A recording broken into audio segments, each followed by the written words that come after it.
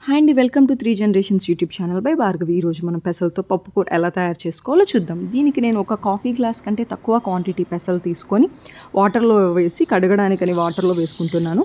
ఒక బాండీ ఒక గిన్నె పెట్టి గిన్నెలో 3 టేబుల్ స్పూన్ ఆయిల్ యాడ్ చేశాను. ఆయిల్‌తో పాటు పోపు దినుసులను వేయించుకుంటున్నాను. పోపు దినుసులు వేగిన తర్వాత దీంట్లో వెల్లుల్లిపాయలు, కొంచెం కరివేపాకు వేయించి అవి వేగిన తర్వాత మనం ఆల్రెడీ కడిగి పెట్టుకున్న పెసలు దీంట్లో యాడ్ చేస్తున్నాను. పెసలు అనేవి కలర్ చేంజ్ అయ్యే వరకు మనం వేయించుకోవాలండి. వేయించుకున్న తర్వాత దాంట్లో వాటర్ యాడ్ చేయాలి.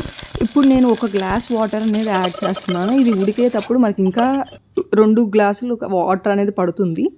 అది ఉడికే లోపల నేను కావాల్సిన వెజిటేబుల్స్ని కట్ చేసి పెట్టుకున్నాను. దీనికి నేను ఏమేమి వెజిటేబుల్స్ తీసుకున్నానో ఇక్కడ ఆల్రెడీ పెట్టున్నాను.